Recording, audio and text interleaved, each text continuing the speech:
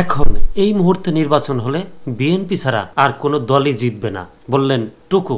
দেশ রূপান্তরের খবর। বিএনপির কেন্দ্রীয় কার্যনির্বাহী কমিটির প্রচার সম্পাদক সুলতান সালাউদ্দিন টুকু বলেছেন, এই মুহূর্তে নির্বাচন হলে বিএনপি ছাড়া কেউ নির্বাচিত হবে না, তাই বিএনপির বিরুদ্ধে গভীর ষড়যন্ত্র চলছে।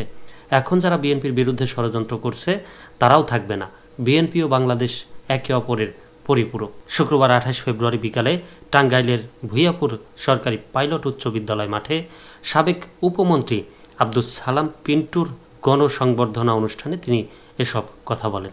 টুকু বলেন, জুলুম করে কেউ টিকে থাকতে পারে না, যার উদাহরণ আওয়ামী লীগ, খুনি হাসিনা, স্বৈরাচার হাসিনা, যারা বিএনপির নেতা কর্মীদের, ছাত্রদের ও আলেমদের হত্যা করেছে, তাদের জায়গা আর বাংলার মাটিতে হবে না।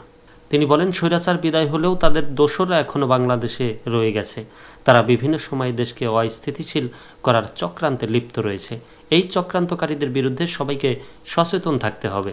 তিনি বলেন, আমার বড় ভাই আব্দুস সালাম পিন্টু এই এলাকার লোকজনদের আমার হাতে রেখে স্বৈরাচার সরকারের মিথ্যা মামলায় জেলে গিয়েছিলেন।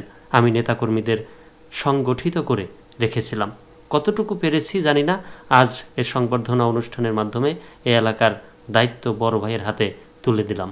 অনুষ্ঠানে ভূঁইয়াপুর উপজেলা বিএনপির সভাপতি অ্যাডভোকেট গোলাম মোস্তফার সভাপতিত্বে বক্তব্য রাখেন বিএনপির ভাইস চেয়ারম্যান আব্দুস সালাম পিন্টু, প্রচার সম্পাদক সুলতান সালাউদ্দিন টুকু, কার্যনির্বাহী কমিটির সদস্য ওবায়দুল হক নাসির, জেলা বিএনপির সভাপতি হাসানুজ্জামিল শাহিন, সাধারণ সম্পাদক অ্যাডভোকেট ফরহাদ ইকবাল সহ প্রমুখ।